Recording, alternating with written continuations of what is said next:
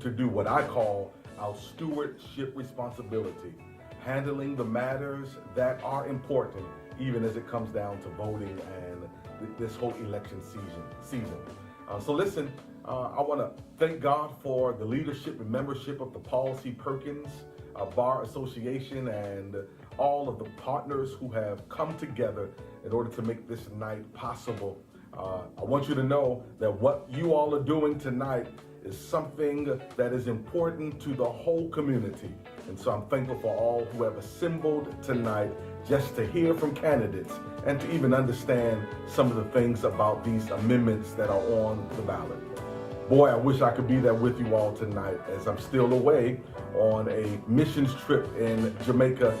But I wanted to leave this message just to say welcome on behalf of myself and my wife, Lady Rose, and to let you all know that you're about a good work. Let's continue to do that, which will make the Lord happy, which make God smile as we serve this community.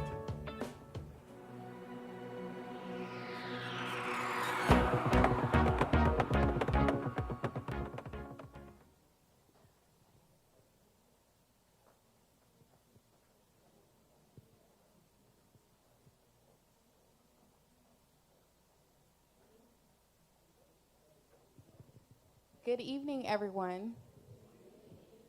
Well, I would like to thank each and every one of you for coming here to the People's Choice Constitutional Amendment Forum and Supervisor of Election and State Attorney Candidate Forum.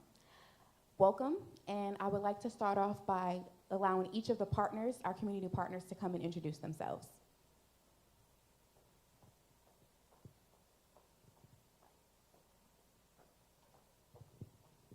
Good evening, everyone. Ooh, can we try that one more time, please? I had an extra cup of coffee, so I need some help. Good evening, everyone. Good evening. Oh, I love it. It's much better. My name is Anchanto Am. I go by An for short. I'm one of the co-founders of ACT, which is Asian American Pacific Islanders coming together. And what we do is educate, engage, and empower the AAPI community about voter engagement. You can find us on ACT_Florida. And come to our table because you'll find some cool little stickers and come grab it for your kids. Thank you so much.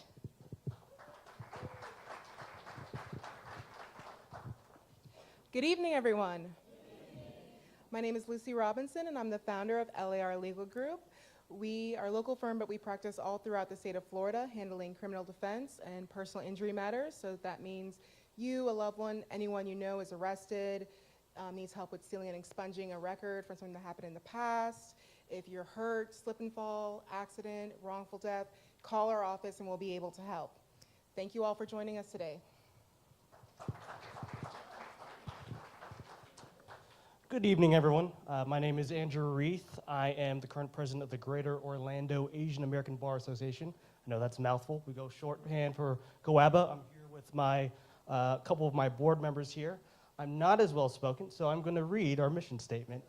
The mission of the Greater Orlando Asian American Bar Association is to represent and advocate the interests of the Asian Pacific American community of Greater Orlando area, to encourage and promote the professional growth of members of GOABA, to facilitate client referrals, to broaden professional opportunities for Asian Pacific American attorneys, to foster the exchange of ideas and information among and between the members of GOABA and other members of the legal profession, the judiciary, and the legal community, and to coordinate legal service to Asian Pacific American communities in the Greater Orlando area.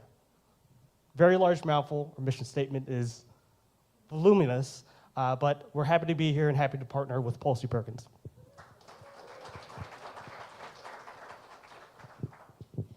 Good evening. My name is Fran Eddings. I am the president of Missing Voices, Missing Votes. Our mission is to locate and empower those whose voices may have been overlooked or marginalized in the democratic process. Through outreach, advocacy, education, and community engagement, we strive to ensure that the individual has the opportunity to cast their ballot and have their vote counted on Election Day. We're committed to protecting and expanding voting rights through proactive civic engagement initiatives by amplifying underrepresented community voices, fostering inclusive dialogue, and advocating for the equity access to the ballot box. We strive to cultivate a vibrant democracy where there where every individual has the power to shape their future. Our mission is to bridge gaps, empower communities, and safeguard the fundamental right to vote for all.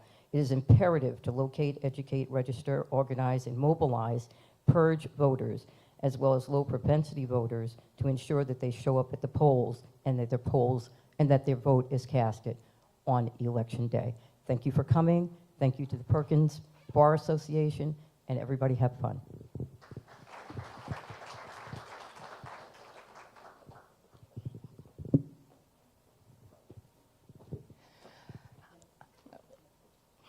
I was gonna go to the side. Spotlight. All right, good evening, everyone. Yes, I love it. My name is Christian Jenkins. I serve as the chapter president of the Orange County, Florida Alumni Chapter of Delta Sigma Theta Sorority Incorporated. Thank you to the Paul C. Perkins Bar Association for allowing my chapter to partner with you for this event. So the social action theme, and something that's truly at the heartbeat of Delta Sigma Theta is social action, but our theme for the year is fortitude on the front line. So what fortitude on the front line means is getting out here to mobilize voters.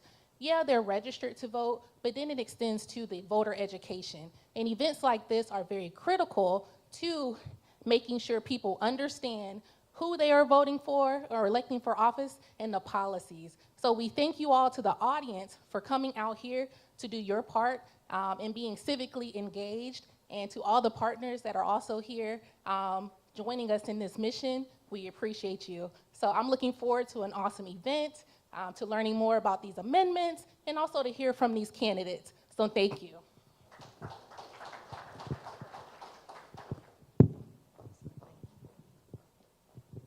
Good evening. I'm Natasha Carr, and I am president of Alpha Kappa Alpha Sorority Incorporated, New Iota Omega Chapter. And our sorority's mission is what? Service to all mankind. As part of our commitment to service, our Advocate for Social Justice initiative empowers communities to raise their voices through knowledge and action. I encourage everyone here today to be fully engaged, learn about the amendments, listen to the candidates, and most importantly, use your vote as your voice during this election season, because it's very important. Today, we can make a lasting impact. So thank you. Thank you to the Bar Association for allowing us to partner with you, and thank you for all of you for coming out this evening. Thank you. Good night.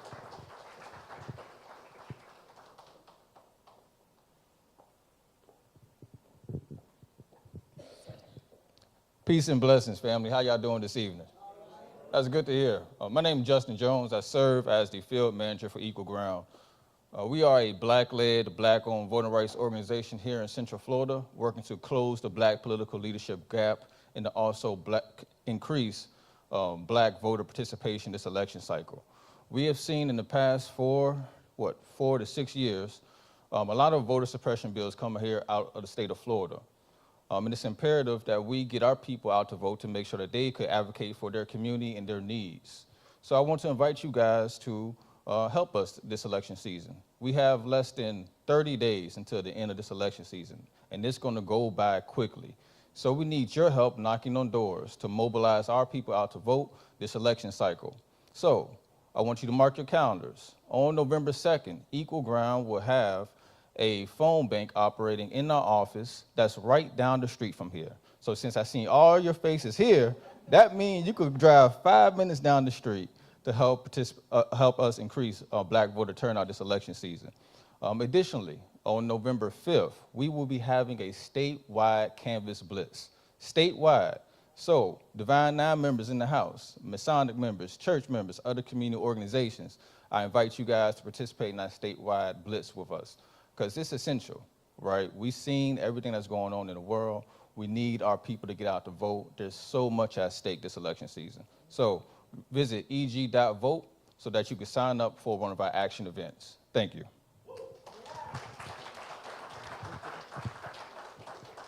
Thank you to all of our community partners. My name is Ayana Barrow, and I have the pleasure of serving as the president of the Paul C. Perkins Bar Association for the 2024-2025 bar year. And I want to read our mission statement. The Paul C. Perkins Bar Association, known as Pcpba, was founded in 1981. We are a professional organization that is devoted to actively promoting the advancement of African Americans within the legal profession and diversity within leadership roles of the Central Florida community. Paul C. Perkins Bar Association strives to educate the Central Florida community about the legal system and to promote reform and improvements in the law to aid in the administration of justice. I want to give a special thank you to the Community Engagement Committee for this event that they've put on. This is part of our mission and our goals is to educate our community about the things that are happening within the legal system and educating them about the initiatives and the ballots. So we're going to get started with our first segment, which is the constitutional amendments, where we have cards in each seat with pens. If you have any questions for each segment, we're asking. If you have any questions that you're asking about the Constitution, the amendments that's going to be on the ballot, to please write those on those questions and raise your hand, and we'll have someone that will come and pick those cards up. In addition, when we switch to the next segment, which is supervisor of elections, if you have any questions that you would like to ask those candidates, please write them on the cards as well and raise your hand and we'll have someone pick those up. And for the last segment as well, for the state attorney candidate forum, if there are any specific questions that you would like to ask, please write those down. There's 3 index cards in the seats with pens. And I would like to say that the Paul C. Perkins Bar Association, our community partners, we are nonprofit organizations. We do not endorse or promote any candidate, and we have invited every candidate to this event. Thank you.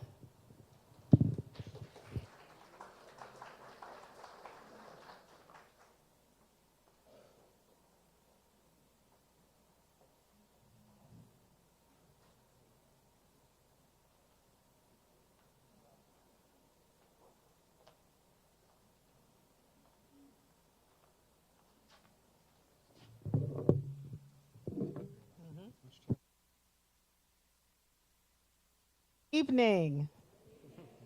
Oh, come on, y'all can do better than that. Y'all were more enthused for everybody else. I know that this is the mundane part, the education piece, but I feel like I'm in front of my students. Good evening. Good evening. There Yes. we go. I am Natalie J. Ford, I'm Jason Buhai. and we are going to discuss amendments, why they are important, what the impact of them are based on a yes or a no outcome, and what are we voting on? Let's get started. Okay. So, if you would explain for the audience how amendments get on the ballot. Absolutely. Let me first say thank you all for having me here. I'm a professor of law at Barry University School of Law out on East Colonial. I've been in Florida since 2018. And I teach constitutional law and Florida constitutional law there at Barry University. So one thing that we definitely teach the students is how you amend the Constitution, what's in the Constitution, and how you look to state government for solution to your problems in your communities. So the question you asked was, how do we amend the Constitution? Well, as Floridians, you've got more ways to amend your Constitution than citizens of any other state in the Union. You've got 5 separate ways that you can do it. You can do it by legislative proposal. You can do it by the Constitutional Revision Commission, which is every 20 years. You can do it by the Taxation and Budget Reform Commission, which is every 20 years. You can do it by the Citizens Ballot Initiative, and you can just call a whole new constitutional convention and do a whole new convention, a whole new constitution if you want to, but that hasn't been done since 1968. So on the ballot this time are 2 forms of amendments. One of them is the legislative proposal. The other one is the Citizens Ballot Initiative. Legislative proposals come from the establishment. They come from the party in power, for the most part. How you do it is you get a supermajority of each house of the Florida legislature. So the magic number in Florida for a supermajority is 3/5 or 60%. So you need 3/5 of the House plus 3/5 of the Senate to agree to what you want to do. The governor doesn't play a role. It's not like the governor signs it or vetoes it or anything. It just goes on the ballot directly to you, the people. You have to ratify it by 60% vote at the election. So 4 of the provisions we're seeing on the ballot come from the legislative proposal. 2 of them come from citizens' ballot initiatives. And that's a cool way because that one is the anti-establishment way to do things. That's the way that you can end run the legislature and get something on the ballot that maybe the establishment doesn't want you to have there. So 2 of the amendments are done by that, but it's not easy, and they make it harder for you all the time. But as a baseline, how you start is you create a committee, you write a petition, you give that petition to the Secretary of State, then you start pounding the pavement to get signatures. You got to do a little bit of algebra. You got to figure out how many people voted in the last presidential election. So you got to look at 2020, how many voters in Florida, and you can Google the number, voted in the last election. You got to get 8% of that number. So you do that, it comes out to about 890,000 people based on this election cycle. When you But do that's that, statewide, right? statewide. Okay. When you get 890 statewide, that's good that you mentioned that. Those votes can't come from one district, so it can't all be Orange County or Miami-Dade. It's got to come from half of the congressional districts in Florida. So that means you got 28 congressional districts. You have to spread those 8% out over 14 congressional districts. Signatures are good for 2 years, and when you reach a certain threshold, the establishment gets a shot, they get a bite at your apple, because they can submit it for an advisory opinion to the Florida Supreme Court. And the Florida Supreme Court has this gatekeeping function where they can say it's okay or it's not okay to go on the ballot. The things that they're supposed to be looking for are facially neutral things, like is the title misleading, is the ballot summary misleading, and does it only have a single subject? You can only have a single subject in a citizens ballot initiative. But we have seen over the years that wherever they can add a little bit of subjectivity, saying that's misleading or that's misleading, they'll do it to strike down something that they don't want. So it came as a little bit of a surprise this year that personal use of marijuana and abortion are both there by CBI, Citizens Ballot Initiative, approved by the Florida Supreme Court. Wow. Okay, I want to go back to the threshold percent needed to pass or strike down a proposed amendment. You said 60%? Correct. Why is it so high? Why can't it just be the simple majority? Well, it used to be 60%. It used to be a simple majority, but there's 2 reasons. The theoretical reason is that there's a difference between statutes and constitutions, right? Constitutions are supposed to be entrenched. What you do in a constitution is supposed to be long-lasting, right? You can't just change it like that based on a majority coming and going over something. So that's why you have the supermajority. The more direct reason, it used to be 50%, but back in about 2006 or something, you may remember this, my understanding is that you all passed an amendment that was about the protection of pregnant pigs and how you treat pregnant pigs. And this actually became like a little bit of a national sensation in a tabloidy sort of way where people were like, that's not really constitution worthy. That's something that should be done as a matter of law. So as a result of that, Floridians amended the Constitution and added the supermajority requirement, so you need to get 60% to pass an amendment. In addition to all the work that it takes just to get the Constitution on the ballot, the proposed amendment on the ballot. Okay, so we're gonna start with Amendment 1. The purpose of this is, and nobody thinks that you all are not intelligent thinking people, but the way that the amendments are written, it can be confusing. So this is the breakdown. And we're going to hear from an expert what yay or nay for each of these would mean, okay? So Amendment 1 deals with education and elections, and it makes school board elections partisan from 2026 onward. How would making school board elections partisan impact the way school boards operate and make decisions? Okay. Let me start from the top because I can tell you a lot about constitutional text more than I can tell you policy outcomes as a law professor, although I'll try to answer that. What this amendment is proposing to do, this is by legislative proposal. The legislature wants this. And so they want to change one word in the Constitution, just one word. They want to switch it from nonpartisan election to partisan election. My understanding is in Florida, you had partisan elections prior to the year 2000. You all changed it in the year 2000 and made it nonpartisan. With that said, the impact is going to be you're going to have a little R or a little D or whatever next to your name as a school board candidate. The arguments for it are that it's going to be increased transparency. People are going to know what they're voting for. They're going to have better informed voters. And it's going to reflect the reality, because the reality is Florida is a hotbed battleground about this. Y'all are debating EDI and all kinds of things, gender status and stuff in the schools and the curriculum, across the curriculum. So out-of-state interests are already pumping in a lot of money. And internally, people who really follow this stuff know who the Republicans and the Democrats are, but the most of us don't, and most of us have to go out and figure that out, so just go ahead and expose it to daylight anyway. On the other hand, the negatives would be increased partisanship, increased rancor, increased politicization of something that's already politicized. How do you think making that particular election partisan in nature would affect voter turnout?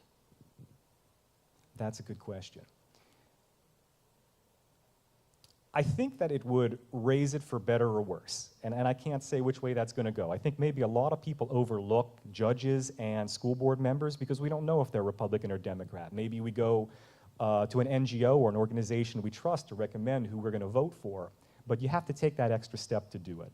According to the National School Board Association, any given election year that's not presidential, school board elections get about 5 to 10% turnout.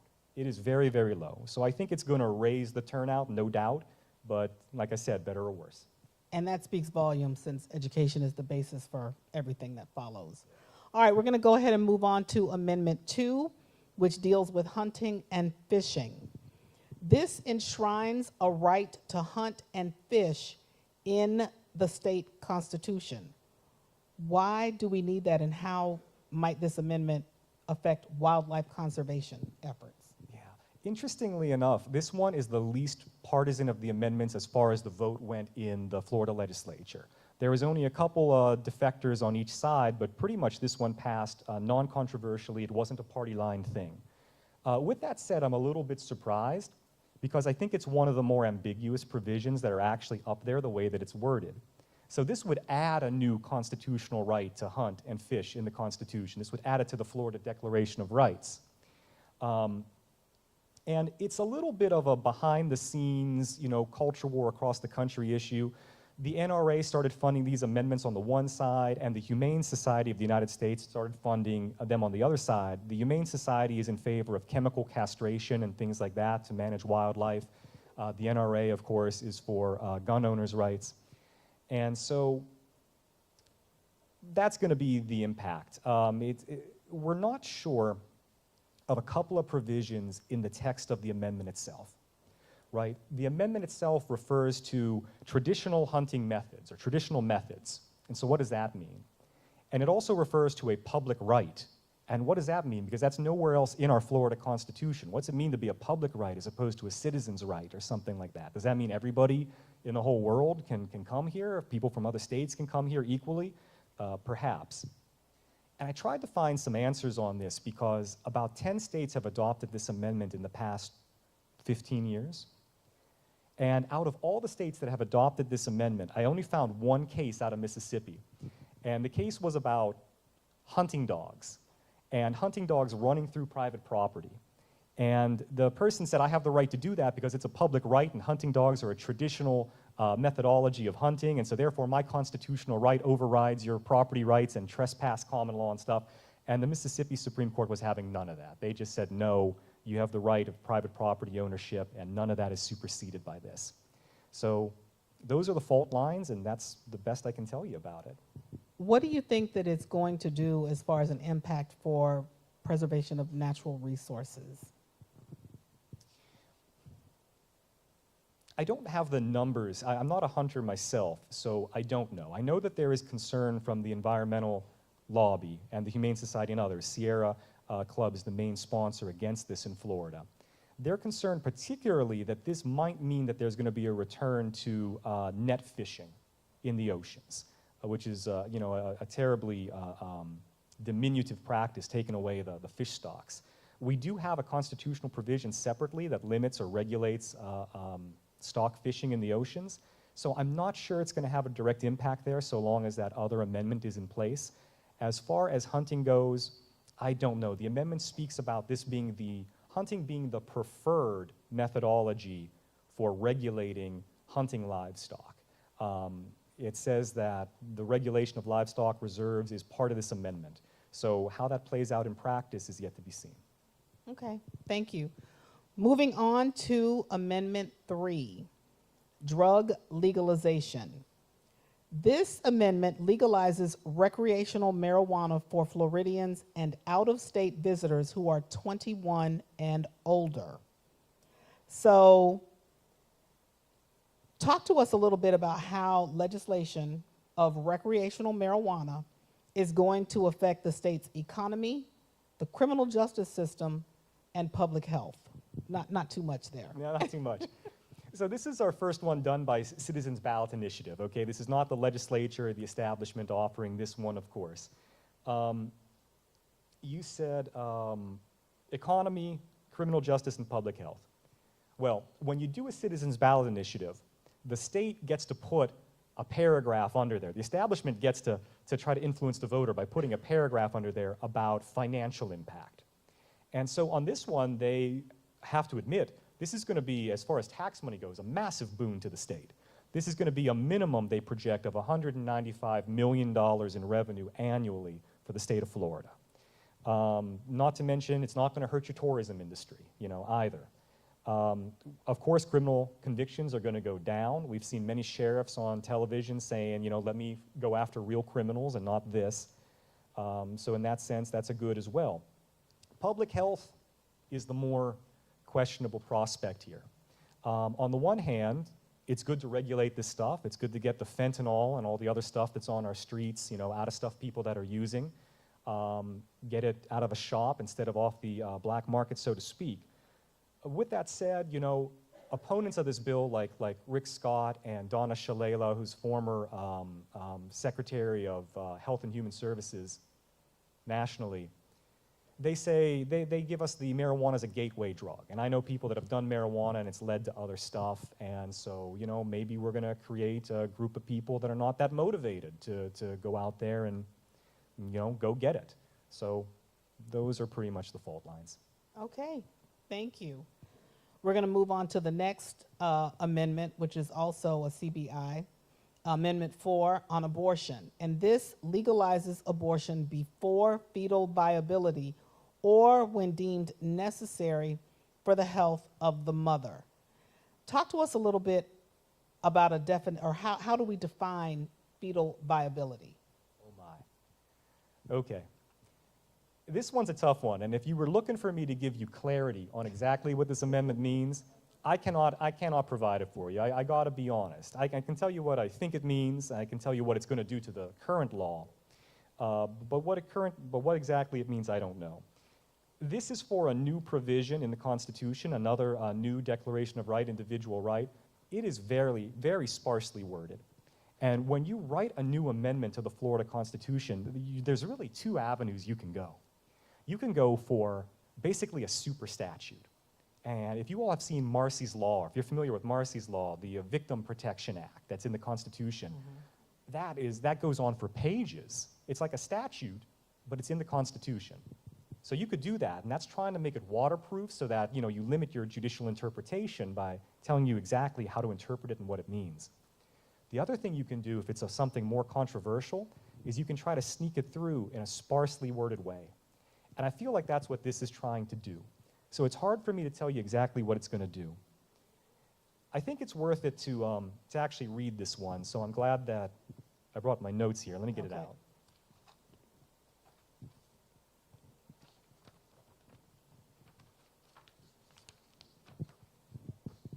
All there is to it is this.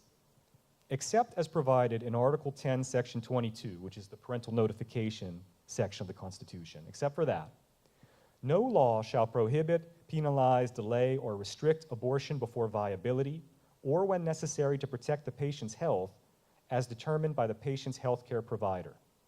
That is all there is to it. So if the question is, what is viability? I don't know. Viability under the Roe-Casey framework was in the 22 to 24 week range, and I understand that in Florida it was around 24 weeks. Florida at the moment, as you all know, has a law that's called the Heartbeat Protection Act. 6 weeks, right? 6 weeks from the woman's last menstrual period commencement to decide what you're going to do. 15 weeks if it's in the case of rape, incest, violence, and limited exclusions beyond that if a doctor certifies it's for your health to have abortion access. This, of course, changes that greatly. If Florida, now that Roe versus Wade has been struck down, or Casey's been struck down in the Dobbs decision, if viability is no longer going to be nationally mandated by Washington, D.C., it's going to be up to Floridians. So our Supreme Court's going to be able to say what viability is. They could choose to go about that any number of ways. They could choose to go about that, oh, that means the old Casey thing, 24 weeks, 22 weeks. Or they could say social science, or it's not social science, science, biological science now says test tubes and stuff can do this at a much earlier date. And so we don't know. We're kind of in the wild, wild west of what viability means if you don't define it. And so that's one of the questionable things about this amendment. You talked about it being vague, sparsely written. Does the healthcare provider have to be a physician? Let's say that you have a nurse practitioner or a doula, or health practitioner leaves it wide open. And the second piece is, what would this do if it were to pass? How would this sit in juxtaposition to the federal ban that's in place? Well, as far as, state law is subordinate to federal law through the Supremacy Clause. So anything done at the federal level is going to be done, here in the state of Florida, with the exception of the marijuana amendment, of course, which the same thing is true, by the way. Marijuana is still going to be a Category 1 narcotic according to Department of Justice and such. And the amendment actually says within it that, if we allow it here in Florida, this is not protecting you from federal, enforcement of the law. Same thing would go for Florida if there is any federal action or if any federal law is passed about abortion rights. And I apologize, the first half was about a healthcare provider. How do we define it? Who is able to make that determination? Does it have to be an MD physician? Yeah, that is where the critics of this are coming from. They're saying patient's healthcare provider is unclear, and it's not defined. And so once again, I suggest this is going to be Wild West. That's going to have to be litigated to figure out what that means. Can it be a receptionist at Planned Parenthood? Does it have to be a doctor? Does it have to be 2 doctors, as it is now? And so, yeah, we have to probably be arguing this for a long time to come. Okay. Moving on to Amendment 5, which deals with taxation. This adds an inflation adjustment to the homestead exemption. So the question is, what would be the potential impact of this amendment on local government revenues and funding for public services? Okay. This one is an amendment. It's pretty partisan. It's as far as how the passage went. This is by the legislature. So if you have a homestead in Florida, you get a number of exemptions, but your first exemption is an automatic $25,000 tax exemption. Then you get a second $25,000 tax exemption for everything but non-school taxes if your property is worth somewhere between $50,000 and $75,000. This amendment seeks to adjust that second exemption for $50,000 to $75,000 of home value with inflation, as done by Department of Labor statistics. So I can answer half of the equation very precisely, and I can't do the other half, so I'll explain. I can tell you that inflation, according to the Department of Labor this year, was 3.5%. 3.5% of $25,000 means if your home is worth $75,000, at least, you are going to be saving $875 next year. Okay, everybody gets $875. On the other end of the equation, you're right. Local governments in Florida are the ones who use this ad valorem taxation to fund everything, education and everything. And so they are going to get whatever the lesser value is. Because this is not a ballot initiative, the legislature has not put out a financial impact statement. And I'm not an economist, so I can't tell you how that's going to affect Community A, Community B, or statewide. But that's the trade-off, $875 in your pocket versus community tax revenue. Okay. And then the last amendment, Amendment 6, campaign finance. This repeals public election financing. So what would the consequences of repealing public election financing for candidates, especially those who rely on public funds to run for office? Yeah, this one, we're one of 12 states that allow public financing, and we allow it for statewide offices, governor and lieutenant governor, and the elected cabinet positions, the chief financial officer, agricultural commissioner, and attorney general, separately elected, right? We have that plural executive here in Florida, very unique.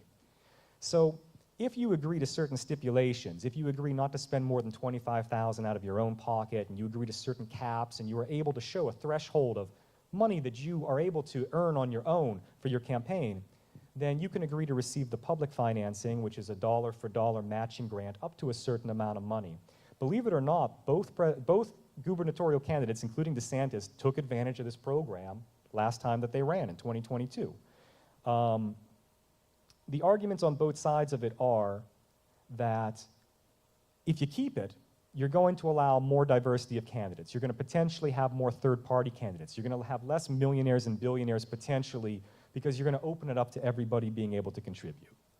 On the other hand of the equation, the sponsors of this are saying it's not that effective. There's no reason that somebody named DeSantis needs to be using public financing. He's got plenty of financing of his own. Why are we making the taxpayers pay in the last election $13 million that could go toward education or the other things? So as you see, a theme is developing here. There's a lot of financing, you know, in the state of Florida that's between all these amendments, between the marijuana initiative, between this, you know, everyone's talking about save the money, then you got to find alternative sources. And we'll find out how on election night how it all pans out. Absolutely.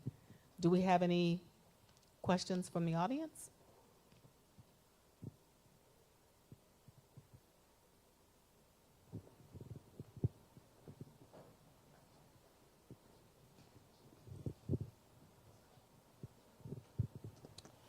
All right, good evening, everyone. Everyone can hear me, right?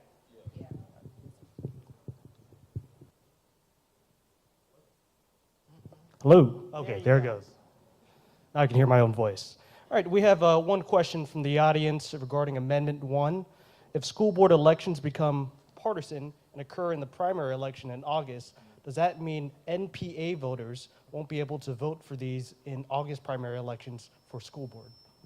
That would be my understanding. I'm independent registered myself, and so that's a trade-off I make because, as all of you know, if you are registered to one party or another in Florida, you can look that up and you can find out just online who you're registered to. So for that reason, I register independent, and it's a bummer. I imagine I won't be able to do primaries for school board members or anybody else. All right, and the next question we have regarding Amendment 3. If Amendment 3 passes, how will that affect those currently and formerly incarcerated for marijuana? Oh, that's a really good question. Now, the amendment itself does not contain any expungement provision. And so that's a very interesting thing. So if you were already in jail or you were already convicted of this, that's with you. Now, Florida allows you, if my understanding is correct, one expungement petition in your lifetime. So if you have already done it, then you've already done it. If you've still got the ability for it, then I suppose you'll have the capacity to do it for that one thing. But otherwise, you know, the past is the past. Now, as a follow-up, would it be retroactive? For example, would it affect those currently charged with possession of marijuana? Yeah, I'm not, that I don't know specifically, but my feeling is no, because it has no expungement. And so at that point, if it would be a matter of pardons or expungement petitions, perhaps, but maybe practitioners in the field of criminal defense would know the answer to that more than I do. Thank you. And does anyone else in the room have a question? If you do, raise your index card.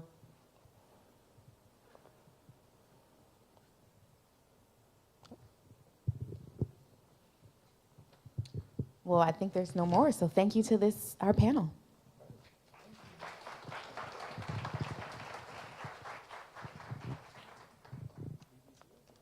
And we're going to take a brief break to get set up for the candidates forum for supervisor of elections. That was awesome. Thank you. I learned a lot.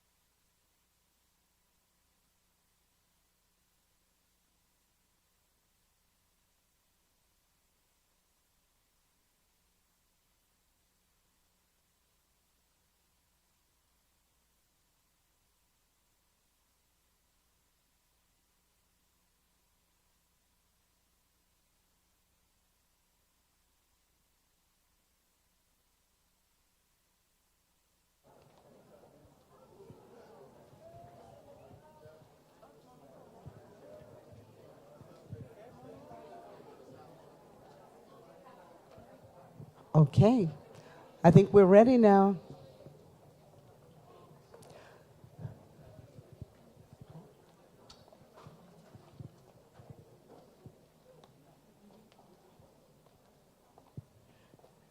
Good evening, everyone, and thank you for being here tonight. Ayana, thank you very much as the president of the Paul C. Perkins Bar Association for not finding it robbery to make sure that we could all gather here and be informed. Yeah. And let's loosen up a little bit. I will tell you one thing is for certain. I am not Stuart Moore. I was sitting on the beach earlier today, my happy place, and my sister called me and said, I need you to do something for me. And you know, it's funny about me. At this point in my life and at this age in my life, I only do what I really want to do, and I really want to make sure that we are informed. So I was visiting my aunt, who, y'all believe it or not, is 103 years old. 103. She moved down from New York to be with her daughter. Hadn't even been here a year and said, I want to go back to New York. And I want to leave. She gave us a date. So I had to get up there to take her to lunch. And she's doing fine, fine, fine, fine, fine. And so I'm very happy. But girlfriend, oh no, not even you, Stuart Moore, you owe me. So we're going to make sure we can take care of that. We are here to get you in the know with our candidates for the supervisor of elections for Orange County. And Karen, I wanted to let you know, wanted to be here, but she had a school board meeting that she needed to attend, and that did come first. So we have gathered for you, of course, Wes Hodge.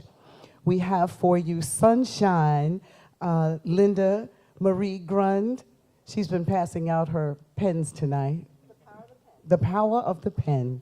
And also Dan the Man Helm. Okay, so we're going to take you through a couple of questions, and then we're going to leave some room tonight for you all to ask some questions as well, so get those ready. So I'm going to start with you, Wes, and we're starting off with the very basics. Why are you running to fill the seat of Supervisor of Elections, and why have you chosen to run at this time? Well, thank you for the question. And first, I want to say I hope that everybody is safe with the storm.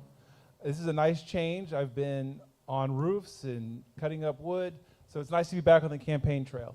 I also want to say thank you to all of our sponsors and for all of you, of course, for being here tonight, because it's important to hear from us, the candidates, so that you can make the best decision, not only for you, but for your community. And so why did I run? Well, if you don't know about me, I got involved in politics because I'm a two-time cancer survivor. And that instilled in me the desire to give back to my community. I was dropped by my insurance company, and I had to go onto Medicaid to cover my health care. And so the only way that I could think of giving back was public service. And so I got involved in advocating for people like me who got dropped because they had pre-existing conditions. And that led me into politics, which led me into the Democratic Party for Orange County, where I was happy to serve as chair for 6 years. And in that service, I worked very closely with the Supervisor of Elections office. I got to know their staff very well, but I also got to see how the office ran. And of course, I saw things that I would love to see done better. Continuing to engage our voters, continuing to give them the information that they're craving. You know, how many people had vote by mails expire at the end of 2022 and have no idea that they have to renew them? You know, when I was chair of the county, we were reaching out to those people. We wrote over 150,000 handwritten postcards to Orange County voters to remind them that their vote by mail expired. Just today, I sent out emails to 400 voters whose signatures didn't match. And we've been able to fix about 20 of those so far, but the work is still to be done. But my point is, I'm the only person that's been doing this work for the last decade. And so when Supervisor Cowles announced his retirement, a lot of our community leaders came to me and said, you're already doing this. This is a natural progression for you. So that's why I filed to run. Thank you. All right, Sunshine, if you will. Yes, thank you. I have some notes on why I'm running. I sit here before you fueled by a strong motivation and a clear vision for the future of elections in Orange County. My decision to run wasn't a whim, but a culmination of years dedicated to equality and integrity in our democratic process. Nearly a decade ago, a comment from our previous supervisor, Bill Cowell, so I've been around for a minute as well, sparked my interest in this role. We both graduated from the University of Central Florida College of Health and Public Affairs Graduate School, go Knights, where I also earned a Bachelor of Science in Psychology with a focus on industrial organizational psychology.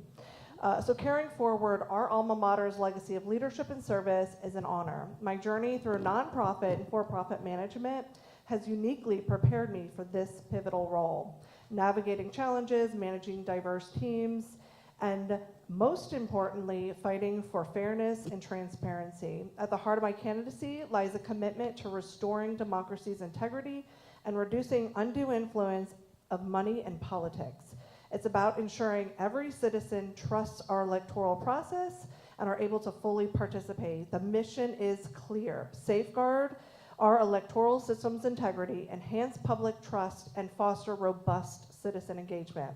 Together, we can achieve fair, transparent, and inclusive elections where every eligible voter casts their ballot with confidence. Orange County deserves nothing less. So I'll ask for your support for the vision of equality and integrity in our elections. Orange County has been my home for nearly 2 decades. It's where my husband of 19 years and I have met, and we're raising our 4 children. And we have a vision that they get to grow up in a community that truly values our electoral process. They have answered about 4 of the questions in that. Dan the man? All right. Go ahead. Can I stand? Is that all right? You can do whatever you like. All right. So the certified lay speaker in me wants to stand in church. So I'm Dan. They call me Dan the voting man. My website is votedanhelm.com. I'm honored to be here and speak with you tonight, tell you about who I am and why I'm running. To put it bluntly, the vote is under attack, and that is why I'm running. I'm standing up for the right to vote, to protect the vote, and that's what I've done this past decade. And about 8 years ago, I was training poll workers, and poll watchers to be assigned to the polls in all of Central Florida, 13 different counties, trained hundreds of lawyers and volunteers in election law, and got them assigned to the polls. And what I saw in 2016 scared me. What I saw was acts of voter suppression. In fact, on election day, it was slow, and so I was in the boiler room waiting for issues to come up so I could help diagnose those. But it was slow enough that I decided to go to a location. And when I went to that location, something happened that scared me. That I was at a precinct that was a priority precinct for us to make sure there was no acts of voter suppression. It was an 85% black precinct. And 2 white motorcycle cops showed up to the front door. They were not assigned there. They showed up with their arms crossed. They were there to voter suppress. They were there to intimidate black folk. And I was outraged. I said, it's one thing to be a student of Jim Crow, student of history. It's another thing to see it in practice in 2016. And the clerk did not want to tell them to go away. The deputy, black man, did not want to tell these white motorcycle cops to go away. And so I asked permission as a poll watcher to go speak to those police officers. I said, you're violating the law right now. You got to go. So you see a white boy in a suit. I wear this suit because I'm a lawyer, and I use it to protect the vote. This is my shield. It's how I engage with people because I'm a professional. So what separates me with my lovely Democratic candidates is I have experience, right? I'm the only candidate that's worked for the Supervised Elections Office, the only candidate that's collected a paycheck from the Supervised Elections Office, and I'm running to protect the vote. That's why I forced this election to happen in November, because hundreds of thousands of voters were being disenfranchised, and I have a problem with that. I'm running to protect the vote. My website is votedanhelm.com. I'm eager to share more. Thank you very much, sir. So let's do one thing. Let's just clap it up for a moment, and let's just release some of the energy, some of the tension, okay? All right. Now, with that being said, I hope you don't mind that I skip around just a little bit. Whenever you give me a guide, I'm never going to follow it, so I'm sorry. I'm sorry. And these are chock full, so I want to make sure that we can get to as much as we can tonight. When you mentioned that voter suppression, if you are elected, how will you ensure the integrity of the office, the process within the confines of new laws surrounding voting? What would you do? And I'll ask that to all of you. Great question. So as a lawyer, right, one thing I want to make sure is that we follow the law. So I don't get a lot of choice in what the legislature does. I do get a choice on how we implement that law. So there is some discretion on how we implement the law and educate voters and making sure, Monique's saying, what about prosecutorial discretion? You know, they fight you on that, right? That's how you get thrown out. But no, I'm an advocate for the law, protecting the law, making sure that we follow the law on the side of the voter, making sure that we're fighting voter suppression in all its forms, making sure that misinformation doesn't stop people from voting. So using all avenues of the office to make sure that people are aware that their vote by mail has been changed. And, you know, the saddest part is we have 80,000 people, mostly seniors, that are not going to get that ballot they're expecting this cycle, right? They're going to expect to get their ballot right now. They're saying, where's my ballot? Where's my ballot? Maybe they don't have, they have mobility issues and they can't come early vote or vote in person. And they're not going to be able to vote in part because the legislature made a law change. The job of the supervisor elections is to tell those people how they can participate, make sure that they renew that vote by mail and get out to vote. So that's the job. I mean, it's about being Dan, the voting man, and being everywhere, expanding access through community outreach. I mean, I'm running to continue the nonpartisan efficient administration of elections under Bill Cowles, who did a tremendous job. One thing that he failed at was community outreach. I think that was a big gap of reaching out to the community, making sure they are informed of the changes of the laws and how they can participate better. I'll zip it. I can't.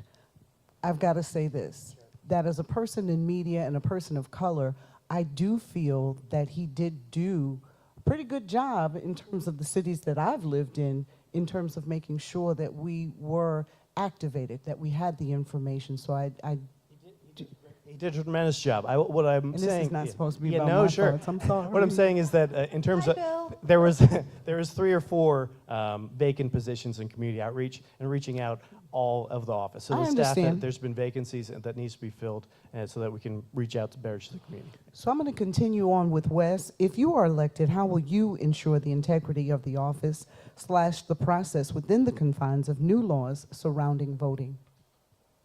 Well, the fun thing about being a supervisor of elections, I like to say it's like dancing on a ball, right? Our legislators go up to Tallahassee, even though in 2020 our governor said we had the most transparent and fair election in Florida's history, and yet every single year we've changed the laws. We've made it more difficult. I've already told you that I'm reaching out to voters right now who are having signature match issues to make sure that their vote is protected. But also, you know, we have the latest machinery. One of the last things that Supervisor Cowles did before he left was purchase all new equipment. So from a security technical standpoint, we have the most up-to-date and current machines. So we're good there. Now it just comes to combating misinformation and disinformation, which is circulated all throughout our community. And that is where our media partners come in handy, because it's important to say, listen, you know, these are the hours of voting. These are, you know, when mail ballots go out. These are when they are due.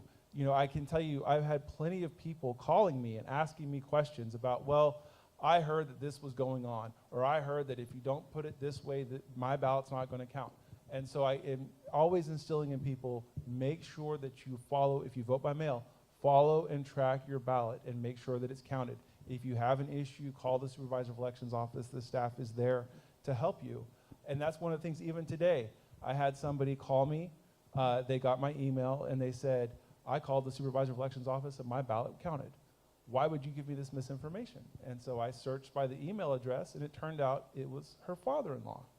And so I said, your father-in-law, who lives in your house, also used your email address. His signature doesn't match.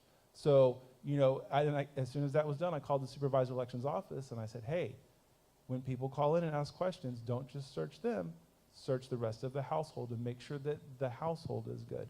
So there's always opportunity to train and keep them up to date. Okay. Sunshine? I love this question, and it's actually a big part of what I am doing and would continue to do in serving our community. And I think the key to doing that is educating and empowering our electorate so that they know what the laws are and that they can do their part. You know, I spoke at a previous forum. I was a lifeguard once upon a time. I know I look 21, but it's been a couple decades. And so I say that because you don't want to jump in the water. You don't want to have to go in. You want to see where the issues are, and I think the way that we do that is what are the laws. And I'll talk about specifically, you had mentioned the vote by mail. I was making phone calls with some of our community partners, and letting people know your vote by mail has expired. Everybody in the room, if you haven't, you have until the 24th to renew your vote by mail ballot, because every federal election cycle, it expires. And so that's a legislative law that was made. And how do we combat that on the executive level? Well, we educate and empower. I love Osceola County, their supervisor of elections. You click on their website and it pops up. Your vote by mail ballots have expired, you need to renew them. I think that's something we could definitely do in this office. But what I wanted to share is I called a nurse and she said, oh my goodness, why did you do this to me? As if I had, canceled her vote by mail. And I said, this wasn't me, this was your legislature. But as your supervisor candidate, and this is something I would do as your supervisor, I'm educating and informing you, and that night she went and she renewed it. And so I think that's a really big key for these laws. We're the power to the people, and the way they get their power is they know what they need to do and where they need to go. Thank you very much. I appreciate that. When we think about the changes that you all are talking about, Wes, what changes will you make when you get there? So here's what I'm going to do, because you can see we have a lot to get to. There's one or two. Yeah, it's more than a couple. So I want to make sure we get to as many of them. So I'm going to put you all on a timer. Okay, a minute, 30 seconds, a minute, 30 seconds, but here's the thing, I tell people, stay in touch with me. I'm never going to blast you, but I am going to wink. I'll Okay? wink back. All right, you'll wink back? Okay, so what changes would you try to make if you were elected in the office? Absolutely. This is a great question because this goes to the heart of why I'm running. I think that Bill did an amazing job, but I also think that we kind of stepped off the innovation train about 10 years ago. There's a great opportunity for us to embrace digital outreach and engagement. We've got to revamp the website. We've got to there was information that was there before that's not there now. We need to make it more inclusive. We need to make it more informative. We've got to completely overhaul that. But the other thing I want to work on is early voting. We've got several early voting deserts in our community that have existed for decades. I'm going to make sure that we address those. But on top of that, I want to implement an early voting appointment system. You all know when you go to renew your driver's license or your tag, you can make an appointment, you show up, you go straight to the front of the line. Let's do the same thing for voting. So I want to vote at Lyft Orlando Wednesday at 3 o'clock. I make my appointment, I show up, I go straight to the front of the line. Everybody's going to start to see in November that line's going to get to be 30, 40, 50 minutes.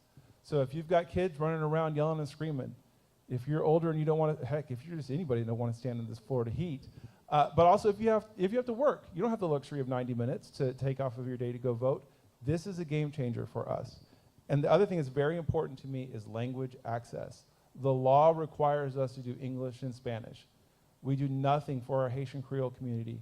We do nothing for our Brazilian Portuguese community, and we do nothing for our Vietnamese community. Those are the top 5 languages in Orange County. I'm committed to offering not just the ballot, but voter information in those languages as well. Thank you. That was a question that came up later on, so that's good. Thank you very much. Sunshine, what kind of changes would you make? Well, I had mentioned, I think the website is something I agree with Wes on that, and I've seen best practices throughout our state. For example, educating and empowering on who your elected officials are, or your elected officials, but also specifically your candidates, information on their websites, specifically from that. Because in my previous campaigns that I've ran and that led me to today in my journey, I asked Bill, so Bill, what are we doing to get out the vote? And he said, oh, Sunshine, that's for the candidates. And so when we have a low turnout, you look at, well, why is that? And I love Bill too, and I'm not trying to insult him. No. But I think I say we need to get from good to great. And so my main vision of what I want to do is turn the tables, and it's not the candidates who are trying to get 800,000 people out. They're looking at the 3 of us doing their research, educating and empowering them. But I will leverage some of the community, and the things I say, I'm also doing. I walk the talk. So I have a pinwheel project, and what that is a month before the election, you'll see red pinwheels go out. And those are people that are the face. It's foster community election. I could talk about foster care, I love it, that's a whole other story. And then 2 weeks before, when early voting starts, you'll start to see white pinwheels. And then the weekend before election, you'll see the blue ones. And so I say that because the people who are the face of our community are partnering with the supervisor of election and being nonpartisan, but just encouraging their neighbors to vote. Like, not telling them who to vote and not letting anyone else tell them to vote. But that's kind of my vision for this office, is to move in the direction of educating, empowering, and working together as a community in each and every election. Thank you very much. Go ahead, Dan. So I think first and foremost, the job is running efficient, nonpartisan, fair elections. But in terms of what changes I'll make to the office, I want to modernize the office. I think a website update is definitely needed. One thing I've talked about encouraging, our younger population is turning away from voting. So how do we re-engage younger voters? I think there's an app for that. I think that we can use an app to encourage people to connect about knowing when municipal elections are. There's a push notifications. Hey, are you registered to vote? Hey, here's your early voting location. One thing on my website, you're going to see a map of early voting locations that you can use on your phone. I think there's great ideas from all my colleagues, including one from Karen that I'll share, which she wants to expand instead of just one office, to have multiple offices in Orange County. I think that's worth pursuing and looking into, to making sure that people have access to a local supervisor elections office to do what they need to do at that office. There's a lot of good ideas. First and foremost, modernizing using technology. It's a low budget item, but it's an easy lift to expand access to people getting information to be able to vote. I got more time? No. You cheated. You looked at my stopwatch. So I want to go back, and before we move on, I want to go back. Skill set. I want to talk about skill set. What skills do you actually bring to this office, Wes? Well, I have been in marketing for a long time. I was a real estate agent before my cancer experience, so I learned marketing. And one of the things that really got me involved with the political party, it's a very interesting business, right? Political parties can't fail, essentially. But they were doing a horrible job of marketing by reaching out to their voters and telling them, these are the candidates that share your information, or share your values, and this is the information that you need to make an informed decision. And so that is probably the biggest thing that we're missing from the supervisor of elections, is that community outreach and engagement. And we need to approach it from a marketing perspective, because that is how you get your message out. That's the effective way of communications. Secondly, I've had experience leading large organizations. Prior to getting into politics, I was commissioner of a 501c3 adult sports league that was over 600 members. We had a budget of about $550,000 a year. Then I jumped over to leading the Democratic Party for 6 years, which is all volunteer, and we're a very big party. And if you've ever tried to organize Democrats, you know the pain and suffering that I'm going through. But that leadership taught me a lot. We may not always agree, but we need to collectively work together and push in that same direction. I've also been involved. I worked with County Commissioner Uribe as her chief of staff for several years, making sure that, I worked on the county budget, which, that is a monster and a beast, but making sure that the money was allocated correctly. So I've got the experience with the big budgets, I've got the experience with leading large organizations, and I've got the experience of marketing, which I think is essential for this position. Okay, Sunshine. So at the core of who I am with my skill set is service. And I served in our Army National Guard right out of high school. And so then I came home and served locally in foster care. Actually, one of your board members and some of your organizations actually worked with me. I hired them, and now they're doing amazing things in our community. But what I did is my skill set is in leadership and trying to move our community forward. We had a program, Policy to Practice, where the policies that were in the state around foster care, are they put into practice? And if they're not, where's the gap? And so then had adopted, went through an adoption process, and so then transitioned a little bit more to managing my household. As we all know, that's critical and takes quite a bit. We now have 4 children. And so when I worked with my skill set, I taught AP psychology and anatomy and physiology. And I actually, it works with this role with training specifically. And I've started making videos for our electorate, because I think that's important. And so I don't need the role or the title. I'll be serving somewhere, I promise you that. And so I am a real estate broker, so I have a business, I have a team, but again, I'm only one person, I need a clone. So time management is something a skill set that I definitely have. All right. I'm going to switch up for you, Dan. So that our office can remain nonpartisan, how do you plan to be committed to upholding the integrity of the election process, keeping it nonpartisan? Just real briefly, do you know how much the supervisor elections office, the person makes? $200,000, right? So when we're talking about qualifications, what are the qualifications and your skill set that have made you qualified for this salary, right? Because I'm serving all of you. It's important that I have the background and experience, particularly working at the office, doing the job, to be qualified for that salary. So, but in terms of the question of integrity, nonpartisan elections, I forced this election to November in part because nonpartisans, Republicans, independents, and others were excluded from the ballot in primary, and they should have been on that ballot. There was somebody on the ballot that did not qualify. The only place the law says failure to do this shall disqualify the candidate. And I could not look the other way. When I found out about it, I'm not somebody that just says, you're breaking the law, it's okay, let's look the other. When it says disqualified, you should not be on the ballot, and it meant disenfranchising hundreds of thousands of voters, I stood up. I filed a lawsuit. I won that lawsuit because I was right on the law, I know the law. And I did it to protect the vote for nonpartisans, Republicans, independents, and Democrats, to make sure that you have a supervisor elections that is voted by everybody, that is representing everyone. So I think I am the most nonpartisan candidate because I went to bat for the nonpartisan candidates. There's one candidate that stood up and fought for the vote for nonpartisans, and I want to continue running that. I'll say, I love Wes. If he was running for any other office, he'd have my support. But as Democratic Party chair, his thumb is on the scale. The perception of a voter is going to say, this guy's a former Democratic Party chair. I don't know if I can trust him if I'm a Republican or a nonpartisan. And that's a sad truth, but it's a problem with the perception of the office. It must be run nonpartisan because you are counting votes, and those votes must be protected in a safe, secure way following the law. Thank you very much. Now, Wes, I'm going to give you 30 seconds to respond to that. I feel like I need 30 seconds.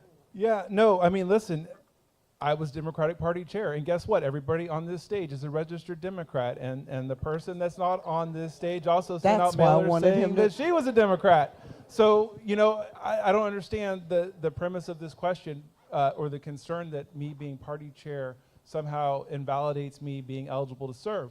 What I will say is that position gave me the insight into that office to learn how it was ran, to see the issues that need to be fixed, and to develop the relationships with the staff that is essential for that office to be successful. And I will tell you that some of my biggest supporters are nonpartisans and Republicans, not because we agree on political philosophy, but because they know that when there's an issue, they can call me and we will have a conversation about what the issue is. Thank you very much. I'm going to, now is that 10 overall with questions from the audience? Okay, so I'm going to stop for a second. Do we have any? Because I got some goodies for y'all if we don't. Okay. So I've got some questions here from the audience. We'll start left to right. How has the state legislature impacted your role as supervisor of elections, and how could they improve the functioning of the supervisor of elections office? Which laws? Well, I am happy to say that I'm the only person in this race that was in Tallahassee this year in support of the More Voting Rights Act sponsored by Representative Bracy Davis and Senator Thompson that would do things like make vote by mail permanent, remove the 30-day or 29-day voter registration embargo, that would do things like require the state to give immediate answers to returning citizens on their rights to be eligible to vote. Basically an overhaul of our voting system. So the legislature loves to make it difficult, and even how many early voting sites you can have and where they can be located is all dictated by state law. There's a lot of opportunity for us to make change. I've already been advocating in Tallahassee for those changes, and I will continue to do so. Great, this is a great question, and I wanted to follow up real quickly.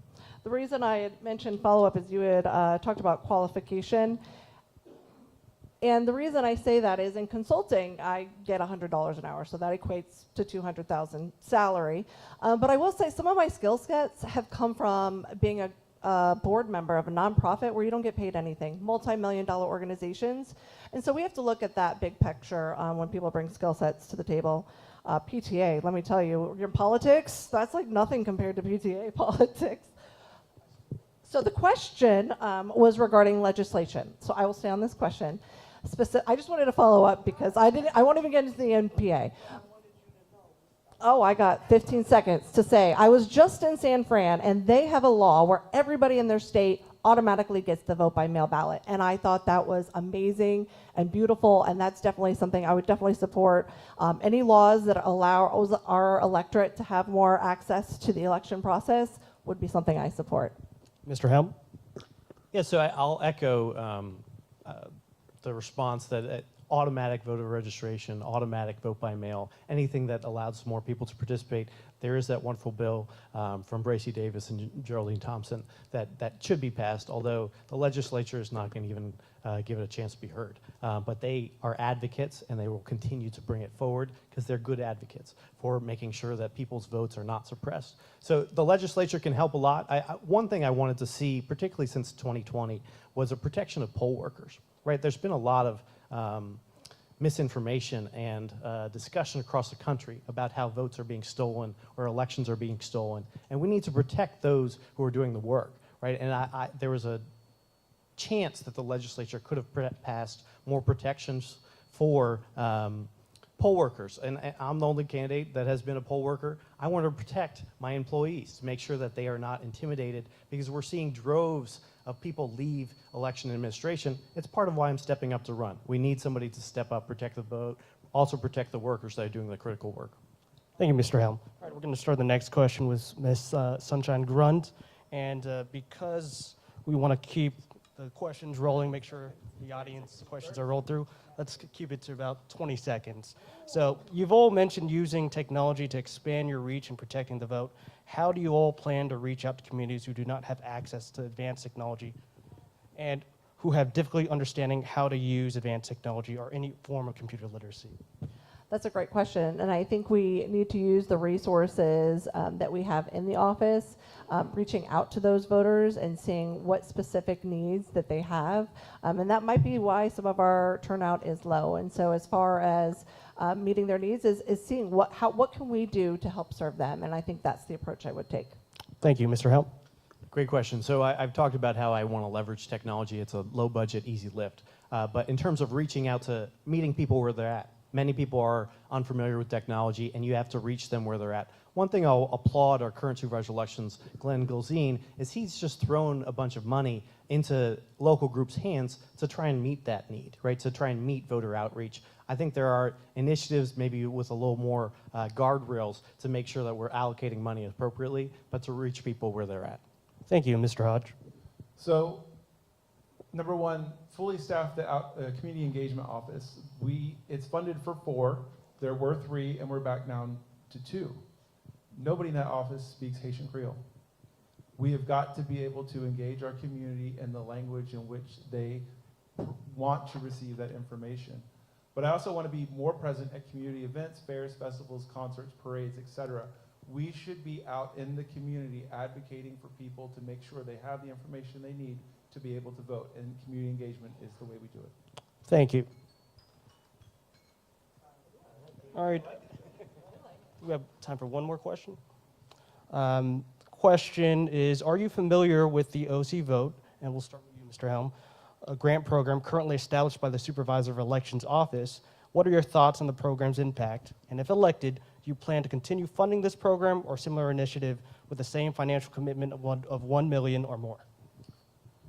Yeah, so I just talked about essentially the OC Vote, right? So the community outreach. I think that, yes. So I'm committed to exploring options of using money to making sure that we're increasing voter turnout. Whether or not the county will give me that money and continue to give me that money is a different question. But I will be a strong advocate for using resources to making sure that we're expanding access, but also expanding the Adopt a Precinct program. I think that in terms of me running the job, we need people to actually work the polls so you guys can vote. And that includes having the Adopted Precinct program, which is phenomenal, and expanding access to that. Thank you. I love this program, and I would absolutely continue. That's the short answer. In fact, I was talking to our supervisor, Glenn Gilzine, yesterday specifically about this and how we would want to move that forward. It's actually my skill set and background, nonprofit. I did grant writing. I worked with organizations with consulting, and so I absolutely would support that and hopefully expand it, because I do think we need to look at our public-private partnership and return on investment. Every election I've been in, we haven't talked money. I'm the only candidate not taking money, and so I really, because I want to be representative of the people, and so I absolutely would support it. Mr. Hodge? I love the theory of the program. Being able to work with community partners to increase engagement is wonderful. The board that is currently there has no elected official who is accountable to the people overseeing the expenditure of $1 million of our tax dollars. That's a problem for me, and it should be a problem for all of you. I want to make sure that there are checks and balances, there are oversights, and that our taxpayer dollars are being used in the most efficient and effective way possible. I love the program, but I am very concerned about the safety check guards that are in place for it. Thank you. All right, and the question will start with you, Mr. Hodge. Was the More Voting Rights Act signed into law? It was not, and the legislature failed to even bring it to a committee hearing. And can you explain what the More Voting Rights Act was? So yeah, so I touched on it already. So basically, a lot of the, and I'm going to miss a lot of it because it's a big bill, but nuts and bolts of it, same-day voter registration, making vote by mail permanent, allowing returning citizens to get a decision within a certain time frame, and if they don't get that decision, they're automatically enrolled to vote. I know there's a lot more in it, and I'm sorry, but those are like the 30,000 feet. Yeah, Rep. Bracy Davis would be a much better answer for this. Does she want me to yield my time to her? Am I getting the same question or another one? I think we can move on to another question. What ideas do you have to give returning citizens clarity on their vote eligibility? I think it's being there a part of the process. I mean, we should have our team at the ceremonies, like and educating and informing them on that process. And to go a little bit, I will touch a little bit on that law, is because I think it's really important. Same day voting, it would be like the technology we have it. I will say again, yesterday we had this discussion at the office. The only hindrance is going to be a logistical, because you have the team that is focused on counting our ballots, and then you're going to divert some of those resources. So that will be something to have to, obviously, as you know, that's part of the issue. We're going to give two more quick answers until Mr. Hodge can answer as well. Go ahead. So I never thought in my lifetime that Amendment 4 in 2018 would pass, right? I never thought that we'd re-enfranchise felons in Florida, but we did, right? And they deserve the ability to vote again, and making sure that I'm doing my job as supervisor of elections. I really want to make this a priority, because there's been so long that there hasn't been a decision from the legislature or a process in place. So making sure that I'm working with the clerk of courts. We do a lot of jobs as the supervisor of elections of purging voters. We need to do more about bringing voters back, particularly when we voted as a state to bring them back onto the rolls. Thank you. And Mr. Hodge, we'll give you So very quickly, there was a lawsuit by the FRRC and I believe the League of Women Voters to force the state of Florida to get its feet moving on giving decisions to returning citizens. Desmond Meade and I have had several conversations about what we can do at the Supervisor of Elections office to engage more of our returning citizens. I've also spoken to the Clerk of Courts in Orange County about actually building the database so that, you know, people that are unsure about their status can verify that. The issue is that only works for Orange County. What happens if I have something from Escambia County or Palm Beach County that hasn't been addressed? So it really needs to be a statewide network, and if I can play a role in implementing that statewide network so that we can move this forward and re-enfranchise those voters with their votes, I'm all for it. Thank you all, candidates. We really, really, really appreciate your time. And audience, I thank you for those very good questions. You guys went deep, and they were some of the questions that we had already outlined for you all. So Dan Helm, thank you very much. Why don't you stand up one more time? Yeah. How much time? No, I want to none. thank you for being moderator. Oh, thank you. Thank you. No, that's it. sorry. Yeah. Sunshine, thank you very much for being here. And Wes, thank you as always. I appreciate pleasure. you. Thank you very much. All right.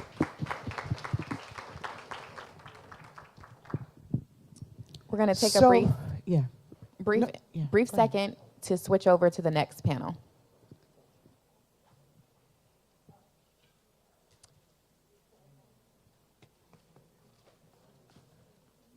Wes. Can you help me put these chairs back? Or just need two? You need two? Just need two. Thank you. No, Sunshine, I need this new one. Yeah. I do. I appreciate y'all. Let's take a quick picture.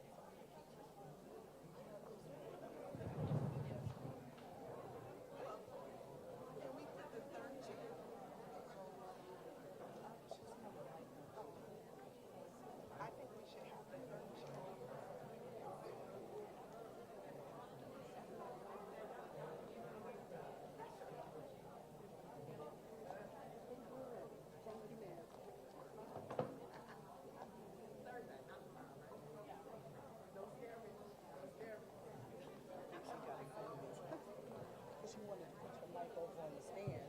And I'm like, she's right there.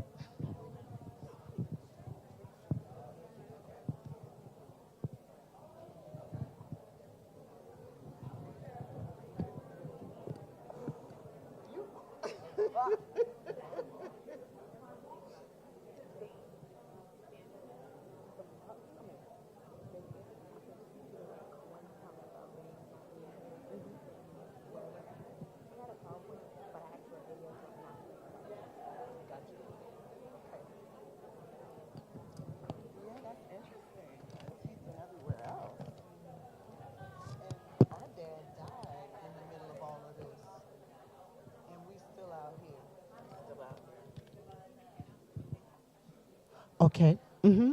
So, ladies and gentlemen, family, if you will, we are ready. And if you have questions, go ahead and get those ready for us. We want to introduce you, well, probably just reacquaint many of you with our state attorney, Monique Worrell. Now, I will say that Andrew was coming. He had a family emergency, and so he decided that he's not going to do any more debates through the election time. So Monique Worrell decided she was still going to make it here tonight. And again,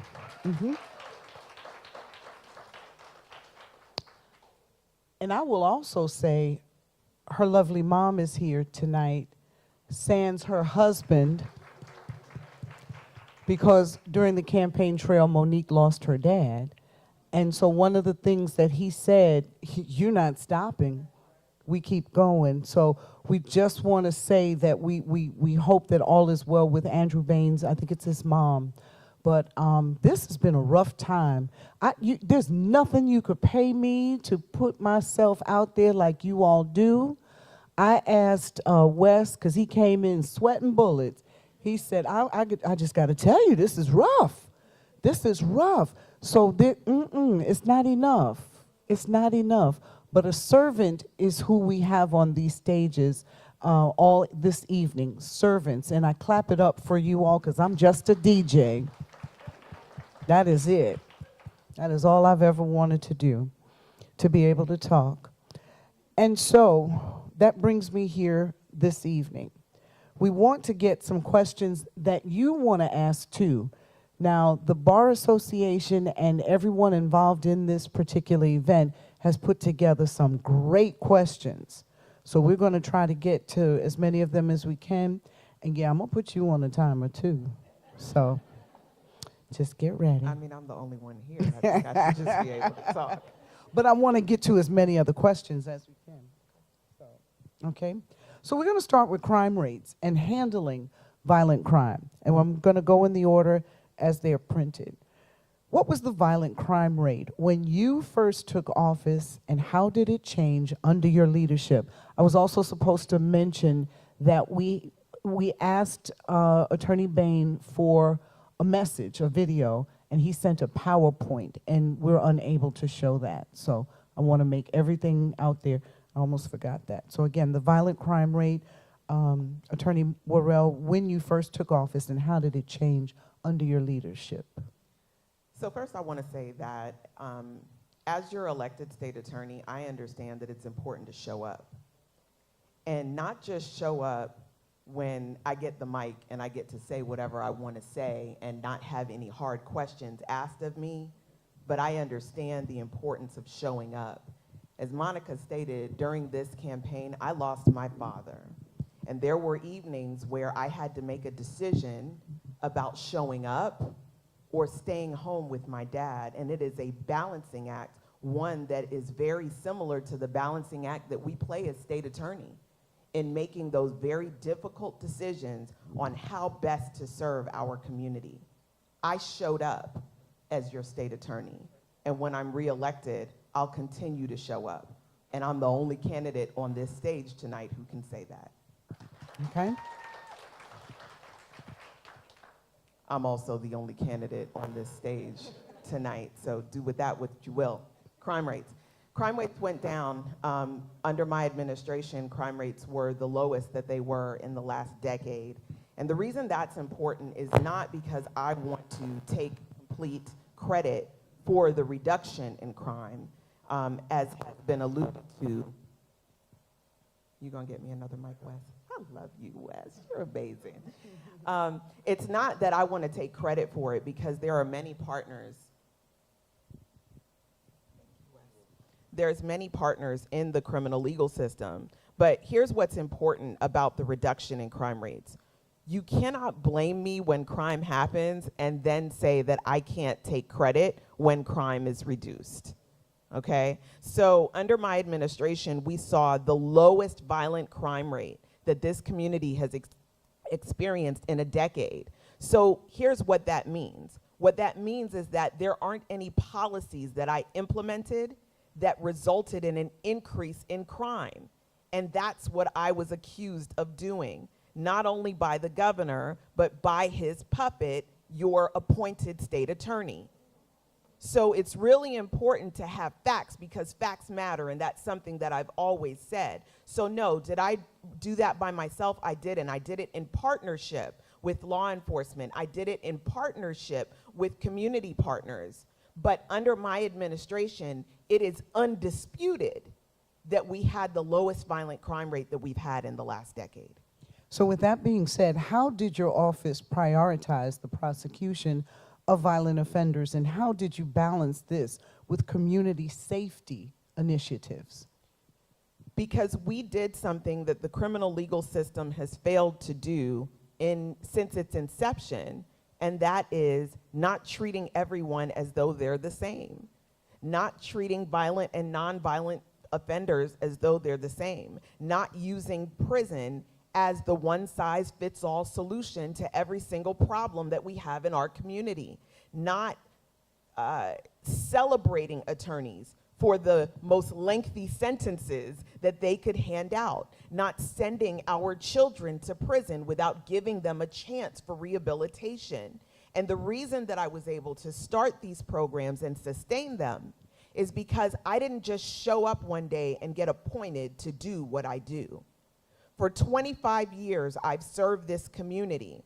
I started here as a public defender. I went on to become a law professor at the University of Florida College of Law, the flagship university of this state, even though it's doing a lot of crazy things now under the governor. So I don't want to claim it too tough. But back then, it was a really good school. Okay? And during the 17 years that I was there, we researched criminal justice and how we could make a difference. So I didn't just wake up one day and say, hey, let's try this new thing and see if it works.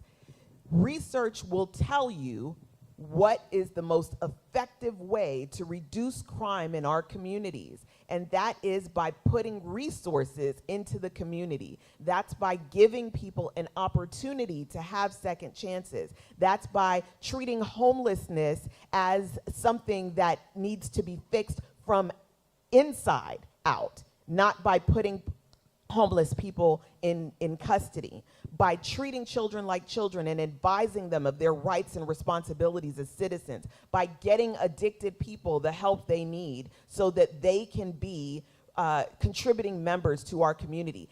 That's how you reduce crime, and that's how you reduce mass incarceration. Let's talk about first-time offenders and pretrial diversion, all right? What was the pretrial diversion rate for first-time nonviolent offenders before you took office, and how did you change that during your time in office?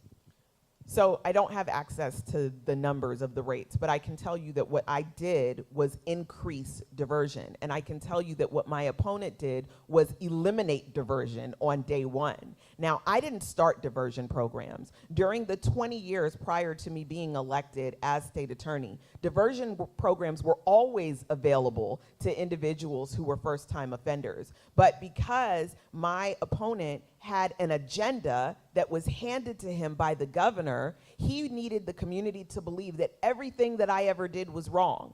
So he came in and he slashed all of the diversion programs. Or, I'm sorry, let me back up for a second. His chief assistant, who's really the one who's running the office, came in and slashed all of the diversion programs to make it seem like something was wrong with diversion. And now they've re-implemented it, but I see there are defense attorneys here in the audience today, and what they can tell you is that those re-implemented diversion programs require an admission of guilt before they get put in the program. So what that means is that people used to go into diversion so that they could still have employment opportunities. And they could check the box, no, I've never admitted to being guilty to a crime. Or for immigration purposes, they could say, no, I've never entered an admission of guilt to committing a crime. Right now, in the 9th Judicial Circuit, for anyone to go through a diversion program, they must first admit guilt. And if they get kicked out of the program, which I understand is prevalent, they immediately go to sentencing. That is not justice. That is injustice, and he undid decades of pretrial diversion programs that were helping first-time offenders in this community just so that he could prove a point. Y'all got something to say? Okay.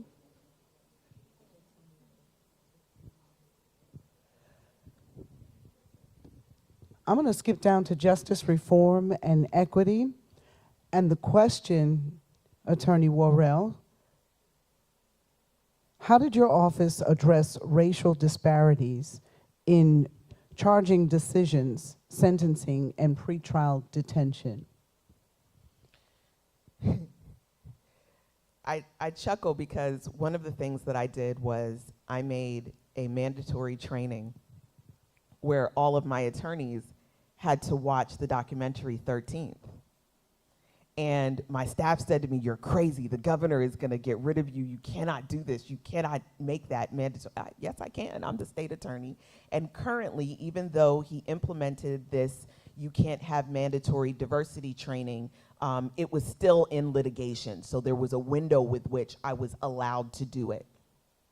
So I made it mandatory, and then I had a professor who specializes in prosecution and the historical biases and racial injustices that are inherent in prosecution come in to do a training with the lawyers, because part of what I promised the community that I would do was change the culture of prosecution. And in that training, one of the young attorneys asked, so does this mean we should give Black people better plea deals so that we can kind of level the playing field and it'll be some sort of a reparation? Well, no, that's not the answer. That's not how we fix it. If we treat people fair and just and humanely, regardless of their race, of their culture, of their gender, if we do that, then Black and brown people will automatically benefit from it, because what was happening previously was that they were being treated more harshly. We were being treated more harshly.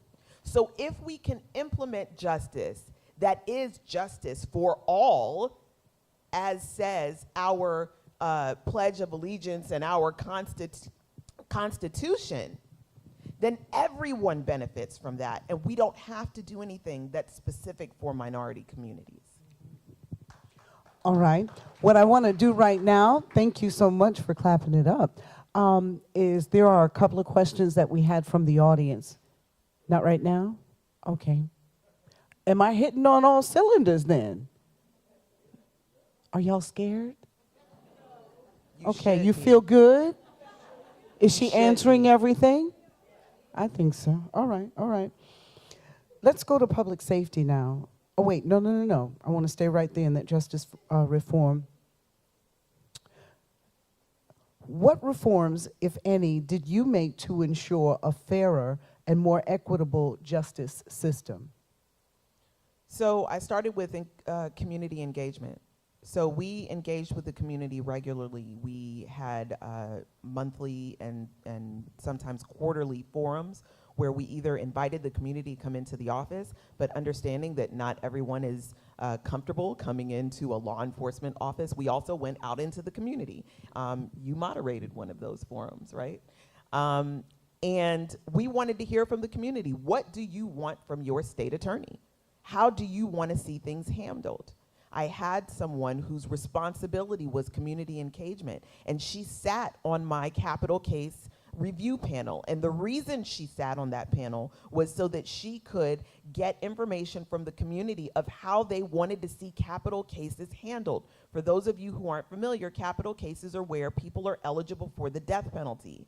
And we learned through previous administrations that we don't have the right to just say we're not going to impose the death penalty, but what we can do, well, what most prosecutors could do was use prosecutorial discretion to determine how we were going to implement the death penalty. So I had a capital case review panel, and my community engagement person went out into the community to seek feedback on how do you want to see this used? Because one of the things that I promised when I was running was that we would ensure that we treated the death penalty with the gravity that it deserves, understanding that Florida leads the nation in death row exonerations, meaning that people who were convicted and sentenced to death and then later found out to be innocent of the crimes that they were committed. Florida leads the nation in that. There are 30 people in this state who have been exonerated off death row. That's serious, and we needed to treat it with that level of seriousness. So we had a capital case review panel. That was a reform. Instead of giving assistant state attorneys the authority to just decide on their own how cases should be resolved and whether or not someone should receive the death penalty, that had to go through a panel who then made a recommendation to me, and I made the final decision so that we could have consistency in how those decisions were made. We also had the adult civil citation program, the circuit's first adult civil citation program. And the purpose of this was to ensure that low-level and first-time offenders could be spared the very negative consequences of being arrested. Because when you're arrested, you're fingerprinted, you're mugshot, you're taken through the traumatic experience of being strip searched in the jail, right? And we can avoid that because if you're not a danger to the community, why are we putting you through that? Why are we putting you in a position where you may be denied employment, you may be denied housing because you did something like trespass, because you did something like jaywalk, because you did something like being under 21 and drank while you were underage? No. These are individuals who we could bring in and say, we're going to give you a civil citation. And newsflash, my opponent likes to say that I didn't have any relationships and I couldn't work with law enforcement. Well, this was a partnership with law enforcement because I don't, and my assistant state attorneys don't go out and arrest people. It's law enforcement who does that. And law enforcement then had another tool that they could use to say, I'm going to give you this civil citation. You need to get in touch with the state attorney's office. They are going to handle how we can best hold you accountable without putting you through the process of being arrested. That is another program that my opponent cut on day one. I think we do have some questions from the audience. If you'll go ahead. Yes, we do have a question from the audience. What policies will you advance to address the needs of the youth who are disproportionately impacted by the criminal legal system? Well, according to the governor, I sent the least amount of kids to prison under my tenure, and that was one of the reasons that I needed to be suspended. What I did with juvenile justice is a couple of things. One, any child that was going to be direct filed, that means charged as an adult, that attorney needed to have a meeting with me to explain to me why that child needed to be direct filed. And the majority of the times that I approved a direct file was when there was a loss of life. Now, there were some other cases that were really egregious, and the child's record justified us going ahead and sending that case to adult court, but those were far and few in between, and those were kids that were older. They were about to age out of the juvenile justice system anyway. But I didn't stop there. I saw the inadequacies that existed within the juvenile justice system, and I drafted legislation that I am proud to say Representative LaVon Bracey Davis championed that legislation. And like some of the other legislation that was discussed earlier, it went nowhere because the partisan legislature would not advance legislation that came from me because I was targeted by the governor and they understood that anything that I did was dead on arrival. But let me tell you what that legislation did. The legislation recognized the fact that the juvenile justice system, as it is situated, is inadequate to deal with children who commit violent crime. Under my tenure, we had a 10-year-old girl commit a murder. There were attorneys in my office who wanted me to direct file that 10-year-old girl and charge her as an adult. Please tell me, and I know you won't raise your hand because it probably won't be looked upon with very much favor, but who thinks that charging a 10-year-old as an adult is a good idea? Well, I didn't, and we weren't doing it, not in my house, not on my watch. But I recognize that when you have a young child that commits a murder, it's not enough to just cycle them through the system for 12 months and put them back out into the community and say, good luck, be better, don't kill anymore, okay? That we needed more. So that legislation would have given the courts and the state attorney's office a longer jurisdiction over that child so that we could ensure they got the services that they need so that they could be properly rehabilitated. Again, that legislation was dead on arrival because the governor and the Republican legislature doesn't really care about public safety. They only care about power and control and disenfranchisement of voters' rights and ensuring that more and more Black and brown people are locked up for longer periods of time. And a follow-up question on that: if you are elected, what would keep the governor from removing you from office again? Yeah, that's a good question, and it's one that I get very often, but here is my response to that. If we don't fight for our democracy, we're going to lose it. So I'm not running again because I don't know that the governor will or will not remove me. I'm running again because it's the right thing to do. I'm running because 497,000 people elected me because I was honest and I was transparent and I said what I was going to do. And then when they elected me, I actually did those things. Let me tell you something. My opponent is dishonest. I have never seen someone who is as dishonest as he is. He is a chameleon, and he talks to different audiences and tells them what he thinks they want to hear, and then he goes to other places and says something different. He said he couldn't be here tonight. I don't know what the situation is with his mother, but here's what I do know. I know that on Saturday night, he was at the R&B festival, and he stood up on a mic where no one had any questions to ask him, and he had a lot to say. I know that on Thursday night, he's having a fundraiser, and he's going to be there. I know that he put ads on television saying that I was responsible for the deaths of 3 people in Pine Hills because I failed to charge an individual who had 4 grams of marijuana. So I ask you, do you want someone who's going to tell you like it is and be honest and transparent and tell you the truth? Or do you want someone who's going to say what you want to hear while they're sitting in front of you and say something else when they're talking to their boss, the governor?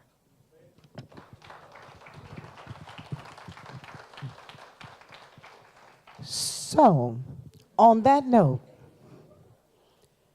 it is a drop the mic. It is a, you got any more questions? Because I can go on. And so can I. Yeah. We got a lighter question here from Dan. Can a non-convicted detainee in county jail receive a ballot while detained? Wait, say that Say- again? Can, I guess in some, can someone that's currently incarcerated but not convicted, can they receive a ballot while they are incarcerated? That's a supervisor of elections question. That doesn't have anything to do with the prosecutor. Dan, you asked that question? Who asked that question? Oh, you asked it. It's okay. It's all right. No judgment zone, nothing like that. But that would be something that you all can work on. All right, so I guess we could connect y'all afterwards.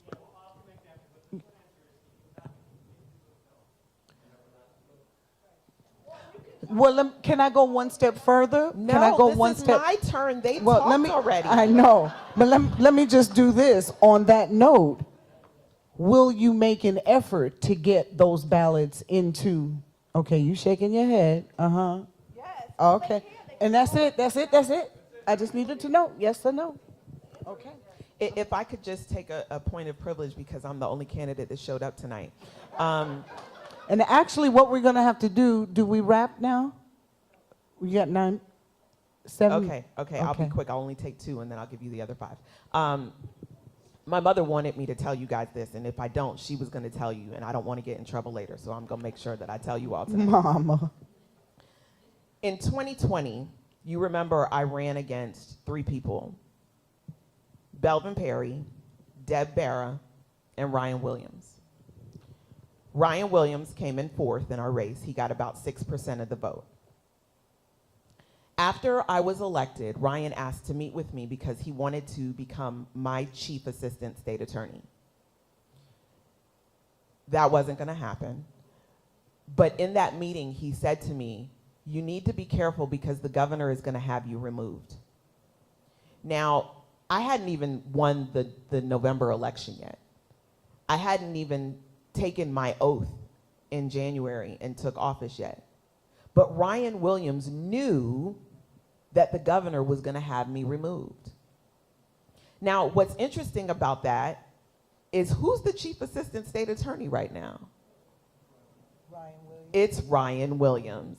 And Ryan Williams has been very quiet. He's been out of the spotlight. He hasn't come to any campaign events or anything like that. But for those of you who are defense attorneys in the audience, please back me up in this. Every single policy that comes out of that office comes out of the office in Ryan Williams' name. The bar complaint that was filed against my chief assistant and former assistant state attorney was filed by Ryan Williams. Ryan Williams has been working with the governor to have me removed since before I ever took office. and it was fully Ryan Williams' intention to run that office. But they understood that it would kind of be a slap in the face to the community to remove a black woman who was elected by almost 67% of the vote and replace her by the white guy, the mediocre white guy, who only got 6% of the vote. So instead, they found someone. They found someone who might be acceptable. And they found someone who was a member of the Federalist Society. Now, for those of you who don't know and understand, the Federalist Society is an organization that has been used as a conservative breeding ground to harvest judges like the ones who overturned Roe v. Wade. The Federalist Society is an organization that has been used to set us backwards. The Federalist Society is an organization that has worked hand in hand with the creation of Project 2025. And that's the guy they found, and he's a proud Federalist Society member. So he said that he worked hard to get where he was. Let me be real clear. He was 7 years out of law school before being appointed to be a judge.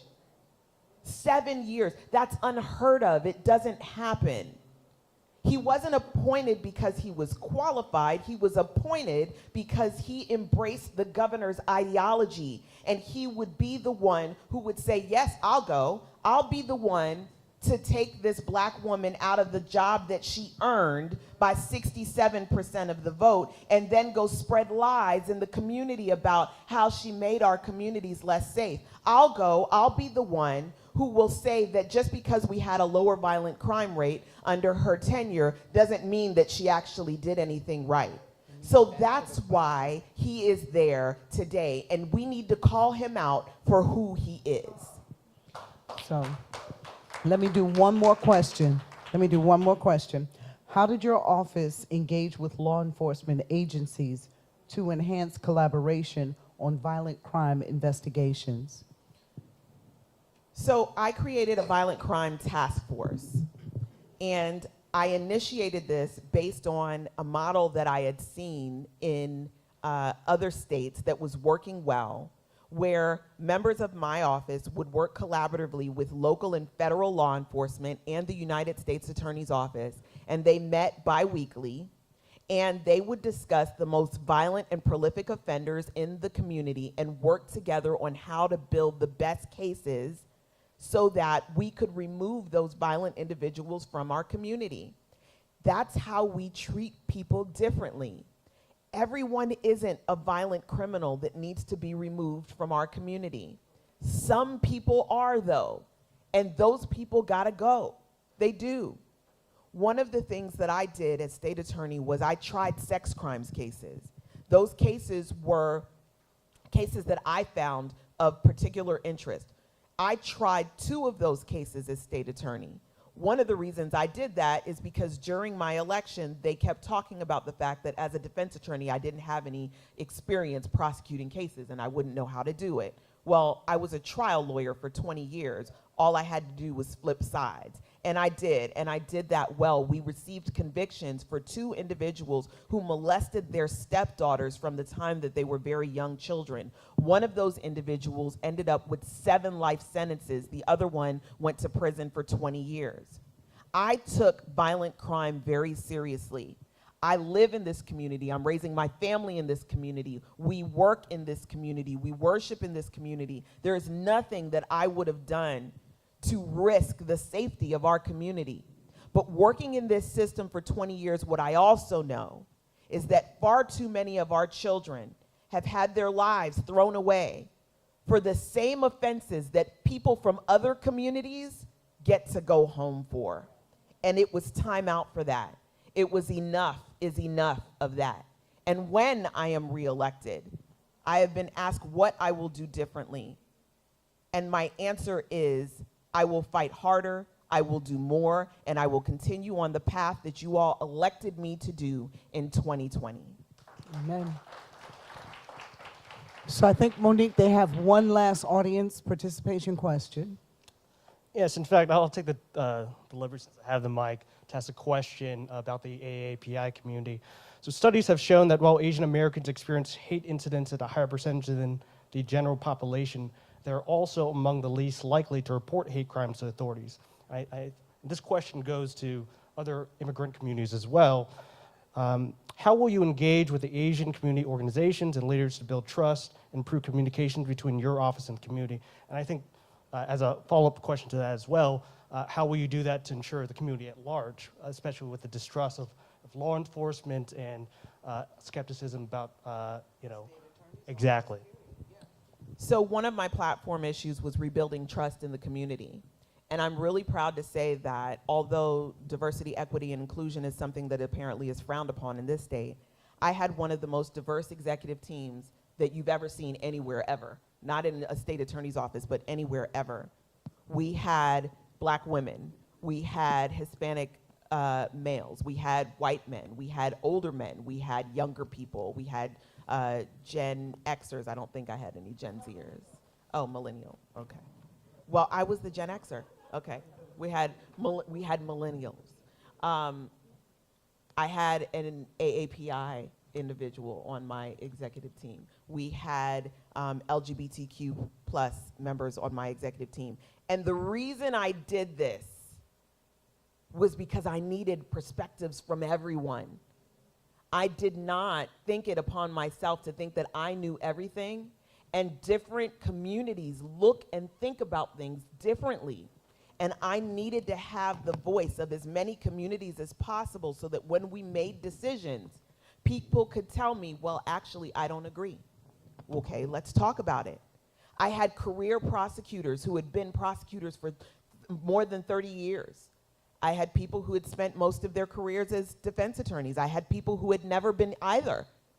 And it was because the diversity of experience was important on ensuring that the entire community was represented when we did things like outreach, when we made policy decisions, and when we made decisions on how we should resolve cases, so that we could have a cultural awareness at the table on why a certain person from a particular community might have done a certain thing or spoke in a certain way.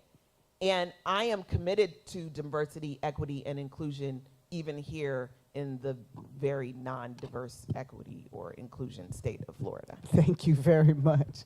I think that we should give State Attorney Monique Worrell a very nice round of applause. Now, early voting begins on the 21st, you guys. All right, so make sure, all right. Monique, we went over time. And what I would like you all to do, I was very pleased with the turnout tonight, and I'll tell you why. I have moderated things, and there's been half the amount of people who were here tonight. And I think that that's a testament to you, but I also think it's a testament to our community. We want more. We want to be informed. We want to be engaged. So with that being said, for each person who's in here tonight, please go back and tell your neighbors what they missed. Go and remind them of the dates and ask them if they have any questions. They may be a returning citizen and you don't even know that. But just ask, just get to know the people around you, be kind. There's a digital person in here too whose area I would love for you, I don't know if she's still out there, could go and see, and if there's a way to just, even if you send a text message to someone, do so that we all show up to the polls. We say it all the time, but November 6th, I don't want you to be upset because you didn't take care of your business on November 5th, all right? Then get ready for the election in 2026. New governor, y'all feel me? Make sure that you are voting the entire ballot.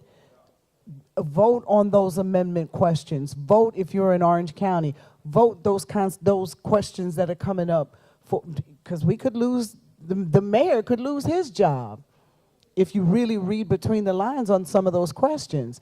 There's a lot at stake on November 5th, and I need you all to make sure that you didn't slip up by not showing up, okay? That's it. So I'm going to give the mic back to you. Thank you so much for having me.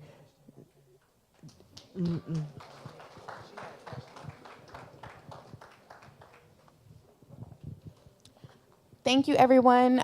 Thank you again to the community partners. Make sure you're educated, make sure you are informed. And again, we are a nonpartisan organization, so we do not endorse any candidate. Have a good evening.